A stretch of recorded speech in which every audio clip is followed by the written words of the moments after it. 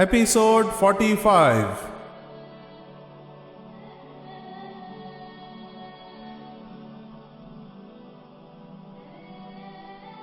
اندلس کے شعراء، ادیب اور فنون لطیفہ کے ماہرین سب سے زیادہ فکر مند تھے۔ یہ لوگ نالائق حکمرانوں کی خوشامد سے اپنا پیٹ پالا کرتے تھے، اور اب انہیں اس بات کی فکر تھی کہ اگر اندلس میں مرابطین کے پاؤں جم گئے تو ان کا پرسان حال کوئی نہ ہوگا۔ اندلس کے رؤسا بھی یہ خدشہ محسوس کر رہے تھے کہ ملوک الطوائف کے زوال کے بعد جن لوگوں کے ہاتھ میں طاقت آئے گی وہ انہیں کان سے پکڑ کر اقتدار کی کرسیوں سے اتار دیں گے۔ ان سب کے لیے اپنے ذاتی اقتدار سے محروم ہونے کے بعد اندلس کی آزادی اور فارغ البالی بے معنی تھی۔ امیر یوسف آئے دن اپنی فوج کے دستے واپس روانہ کر رہا تھا۔ ایک ہفتے کے اندر اندر اس کے 10,000 سپاہی اشبیلیہ سے جا چکے تھے، تاہم ملوک الطوائف کو اطمینان نہ تھا۔ وہ دیکھ رہے تھے کہ اندلس کے ہر شہر سے لوگوں کے وفد امیر یوسف کی خدمت میں حاضر ہو رہے تھے، اور اگر اس نے اندلس پر قبضہ کرنے کا ارادہ کر لیا تو اسے کسی بڑی فوج کی ضرورت نہیں پڑے گی۔ عوام اس کا اشارہ پاتے ہی ان کے اقتدار کا تختہ الٹنے کے لیے تیار ہو جائیں گے۔ معتمد ان سب سے زیادہ پریشان تھا۔ اس کا یہ خیال تھا کہ الفانسو کو شکست دینے کے بعد مرابطین اندلس کے باقی حکمرانوں کو اس کی قیادت تسلیم کرنے پر مجبور کریں گے، لیکن اس کی یہ آرزو پوری نہ ہوئی۔ جب اس نے امیر یوسف کی خدمت میں گراں بہا تحائف پیش کرنے کے بعد اس کی تعریف میں زمین اور آسمان کے قلابے ملانے کے بعد دبی زبان سے اپنی معافی الضمیر کا اظہار کیا تو یوسف بن تاشفین نے جواب دیا، آپ اپنے تحائف واپس لے جائیں۔ میں ابھی تک یہ فیصلہ نہیں کر سکا کہ اندلس کے ملوک الطوائف میں سے کون فرشتہ ہے اور کون شیطان ہے۔ اگر میں اندرونی معاملات میں غیر جانبدار رہنے کا معاہدہ نہ کر چکا ہوتا تو میں اس ملک کو طوائف الملوک سے نجات دلانا اپنا اولین فریضہ سمجھتا، لیکن میرے اس اقدام سے یقیناً ان لوگوں کو کوئی فائدہ نہ پہنچتا جنہوں نے جمہور کی ہڈیوں پر اپنے عشرت قدے تعمیر کیے ہیں۔ میری دوستی اور دشمنی صرف خدا کے لیے ہے۔ میں اندلس میں چھوٹے چھوٹے فرعونوں کی گردن پر ایک بڑے فرعون کو سوار کرنے نہیں آیا۔ اس ملاقات کے بعد معتمد کا خوف اور اضطراب جنون کی حد تک پہنچ چکا تھا۔ ویسے بھی وہ ایک جذباتی آدمی تھا۔ اندلس کے باقی حکمرانوں کو اپنا خیر خواہ سمجھ کر اس نے امیر یوسف کو برا بھلا کہنا شروع کر دیا۔ یہ حکمران اس کے رازدار بن کر اس کی باتیں سن لیتے اور پھر امیر یوسف کے پاس جا کر اس کے کان بھرتے۔ المریہ کے حکمران معتصم نے معتمد اور امیر یوسف کے درمیان منافرت کی خلیج حائل کرنے میں بڑھ چڑھ کر حصہ لیا۔ امیر یوسف نے تلواروں کی جھنکار اور تیروں کی سنسناہٹ میں زندگی کے آداب سیکھے تھے۔ اندلس کے امراء کی یہ ریاکاری اور منافقت اس کے لیے ناقابل برداشت تھی۔ اشبیلیہ میں اس کا قیام ماہ رمضان کے باقی دن گزارنے کے لیے تھا، لیکن عید سے 6 دن قبل اسے اپنے بڑے بیٹے کی وفات کی اطلاع ملی، جسے وہ سبستہ میں بیمار چھوڑ آیا تھا، اور اس خبر سے تھوڑی دیر بعد اہل اشبیلیہ یہ سن رہے تھے کہ امیر یوسف آج ہی واپس جا رہا ہے۔ سفر کی تیاری کے بعد امیر یوسف نے سعد کو اپنے خیمے میں بلایا اور کہا، سعد، اب تم اپنے والد اور بھائیوں کے ساتھ اپنے گھر جاؤ۔ سعد نے مغموم لہجے میں جواب دیا، میرا گھر غرناطہ میں نہیں، قرطبہ میں ہے، اور اسے آباد کرنے کے لیے مجھے کسی اور دن کا انتظار کرنا پڑے گا۔ امیر یوسف نے پیار سے اس کے کندھے پر ہاتھ رکھتے ہوئے کہا، میرے دوست، تمہیں مایوس نہیں ہونا چاہیے۔ قرطبہ میں تمہارا گھر ضرور آباد ہوگا۔ میں پھر آؤں گا، اور پھر میں اپنی شرائط کے ساتھ آؤں گا۔ تمہارے والد کی آواز ہمیشہ میرے کانوں میں گونجتی رہے گی۔ سعد نے پر امید ہو کر کہا، مجھے یقین ہے کہ آپ ضرور آئیں گے، اور یہ یقین صرف میرے لیے نہیں بلکہ اندلس کے لاکھوں انسانوں کے لیے زندگی کا آخری سہارا ہے۔ سعد کے ساتھ کچھ دیر باتیں کرنے کے بعد امیر یوسف اپنے خیمے سے باہر نکلا۔ اہل اشبیلیہ اسے الوداع کہنے کے لیے مستقر میں جمع ہو رہے تھے۔ ملوک الطوائف کی ٹولی ایک طرف کھڑی تھی اور ان سے ایک طرف ہٹ کر اندلس کے علماء کا گروہ کھڑا تھا۔ عوام کے ہجوم کو سپاہیوں نے تھوڑی دور روک رکھا تھا۔ امیر یوسف سب سے پہلے علماء کی طرف متوجہ ہوا اور آگے بڑھ کر یکے بعد دیگرے ان کے ساتھ مصافحہ کرنے لگا۔ پھر وہ تیزی کے ساتھ قدم اٹھاتا ہوا عوام کے ہجوم میں گھسا۔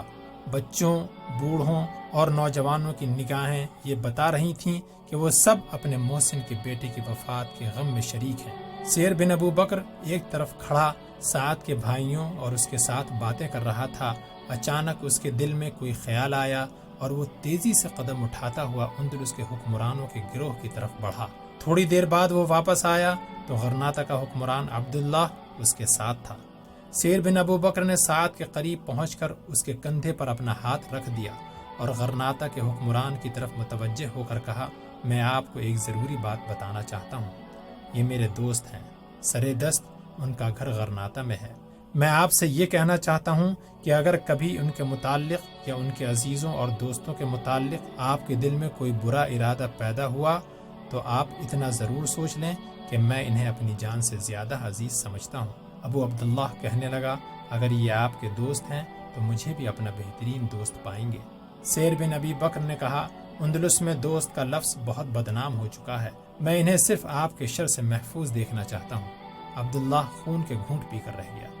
امیر یوسف عوام سے تھوڑی دیر باتیں کرنے کے بعد اندلس کے حکمرانوں کی طرف متوجہ ہوا اور ان کے ساتھ کچھ رسمی باتیں کرنے کے بعد اپنے گھوڑے پر سوار ہو گیا۔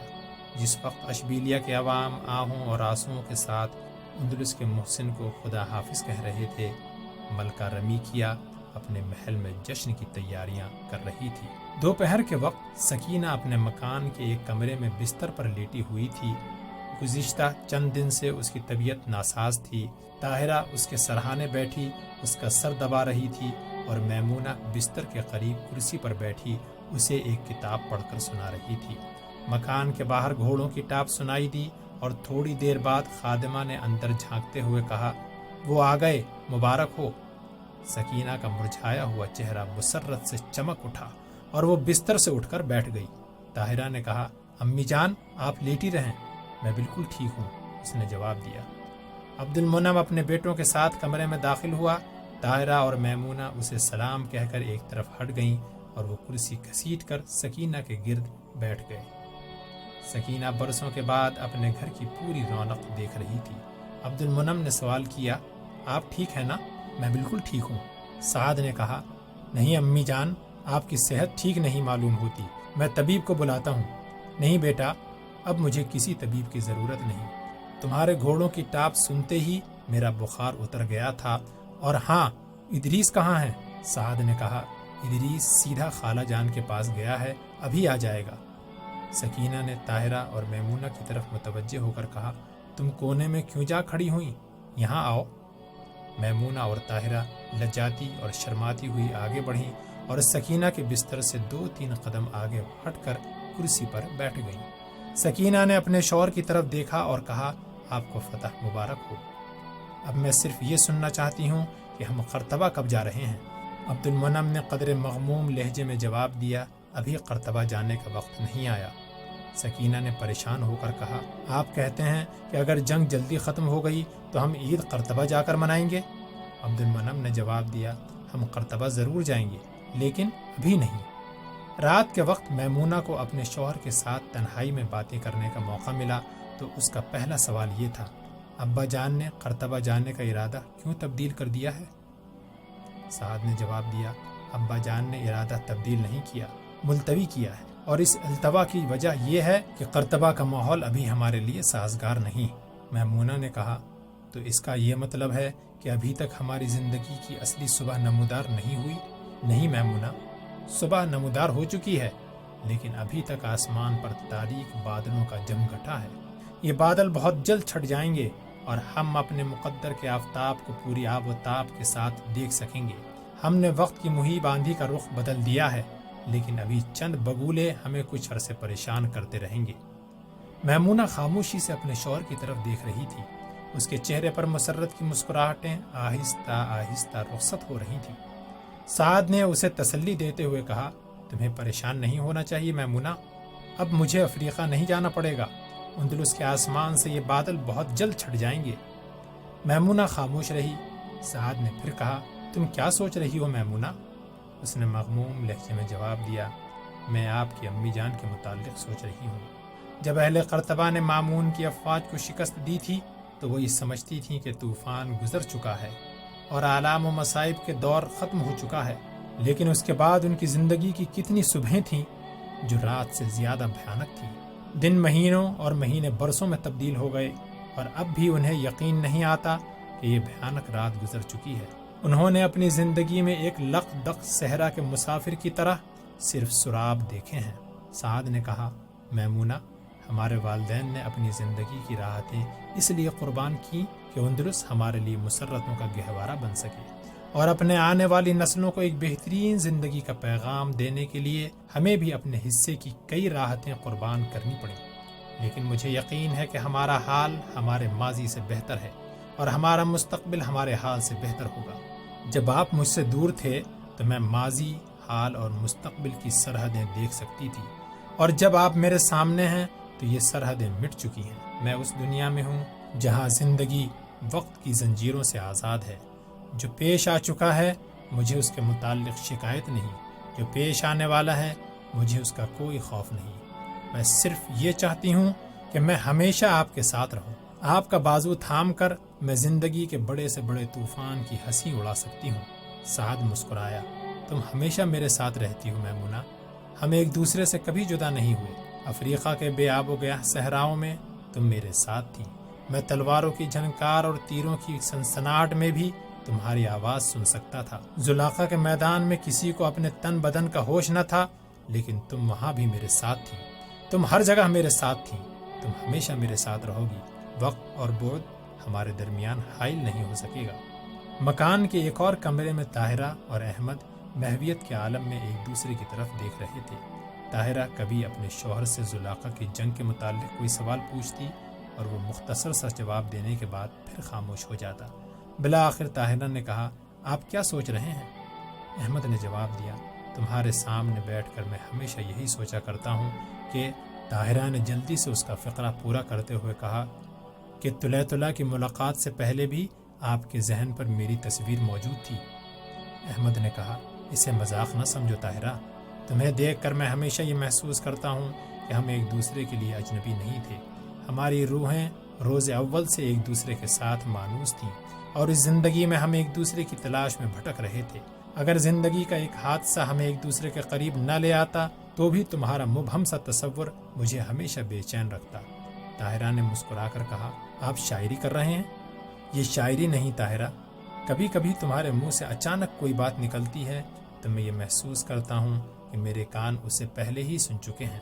طاہرہ نے اپنے ہونٹوں پر ایک شرارت آمیز تبسم لاتے ہوئے کہا، خدا نے آپ کو محبت عطا کرنے والا دل عطا کیا ہے۔ میں کبھی کبھی سوچتی ہوں کہ اگر میری جگہ کوئی اور ہوتی تو اس کے ساتھ بھی آپ اسی قسم کی باتیں کیا کرتے۔ احمد نے اپنے چہرے پر مصنوعی غصہ لاتے ہوئے کہا، دیکھو طاہرہ، تم میری محبت کی توہین کر رہی ہو۔ طاہرہ نے اپنے ہاتھ سے اس کی پیشانی پر بکھرے ہوئے بالوں کو سنوارتے ہوئے کہا، آپ خفا ہو گئی، میں اپنے الفاظ واپس لیتی ہوں۔ کبھی کبھی میں بھی آپ کی طرح سوچا کرتی ہوں، ہم ستاروں کی حسین دنیا میں آنکھ مچولی کھیلا کرتے تھے، پھر ہم کھیلتے کھیلتے اس دنیا سے نکل آئے، میں آپ کی نگاہوں سے چھپ کر طلح پہنچ گئی اور آپ مجھے برسوں قرطبہ اور غرناطہ میں تلاش کرنے کے بعد وہاں پہنچ گئے۔ اب ہم آنکھ مچولی نہیں کھیلیں گے، میں بازی ہار چکی ہوں، میری زندگی، میری روح۔ احمد نے اس کا ہاتھ پکڑ کر اپنے ہونٹوں سے لگاتے ہوئے کہا، تمہیں اس ہار کا افسوس تو نہیں؟ میرے آقا، یہ ہار میری زندگی کی سب سے بڑی فتح ہے۔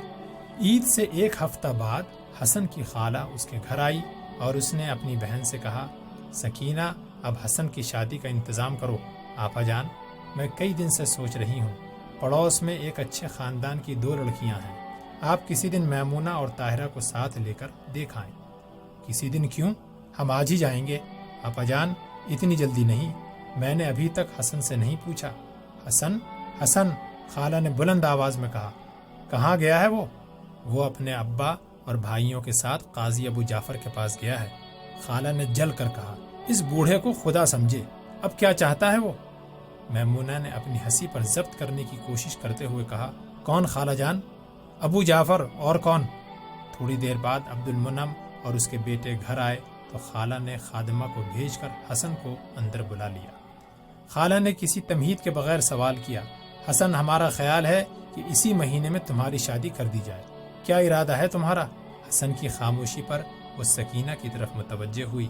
سعادت مند بیٹے ایسے سوالات کا جواب نہیں دیا کرتے۔ میمونہ بیٹی، تم تیاری کرو، ہم ابھی لڑکی کو دیکھ کر آتے ہیں۔ وہ کون سا گھر ہے سکینہ؟ حسن نے میمونہ اور طاہرہ کے ہونٹوں پر تبسم دیکھ کر کہا، خالہ جان آپ میری فکر نہ کریں، میری شادی ہو چکی ہے۔ کیا کہا؟ خالہ بدحواس ہو کر چلائی۔ خالہ جان میں نے کہا کہ میری شادی ہو چکی ہے۔ کہاں؟ کب؟ میں تمہارا مطلب نہیں سمجھی۔ یہ تو بہت دیر کی بات ہے خالہ جان، آپ کو ابھی تک معلوم نہیں ہوا؟ خالہ نے قدرے مغموم ہو کر کہا، کیوں سکینہ تم نے مجھے کیوں نہیں بتایا؟ آخر اس میں چھپانے والی کون سی بات ہے؟ میں عبد المنعم کو کہتی ہوں کہ آج ہی بہو کو گھر لانے کی تیاری کرے۔ سکینہ، میمونہ اور طاہرہ پریشانی کی حالت میں ایک دوسرے کی طرف دیکھ رہے تھے۔ خالہ نے شفقت آمیز لہجے میں کہا، بیٹا حسن مجھے بتاؤ ان کا گھر کہاں ہے؟ کیسے نالائق ہو تم، گھر آ کر کسی کے ساتھ ذکر بھی نہیں کیا۔ وہ لوگ تمہارے متعلق کیا خیال کریں گے؟ وہ لڑکی کس کی ہے؟ کیا نام ہے اس کا؟ حسن نے کہا، خالہ جان وہ بے حد حسین ہے، اندلس میں اس سے زیادہ حسین کوئی نہیں، اگر آپ بھی دیکھنا چاہیں تو میں دکھا سکتا ہوں۔ حسن یہ کہہ کر دوسرے کمرے میں چلا گیا۔ جب وہ واپس آیا تو اس کے ہاتھ میں تلوار تھی۔ اس نے کہا، یہ دیکھیے خالہ جان، یہ میری رفیقہ حیات ہے۔ خالہ نے کہا، یہ سب ابو جعفر کی صحبت کا اثر ہے، خدا اس کا ستیہ ناش کرے۔ حسن ہنستا ہوا اپنے کمرے میں چلا گیا۔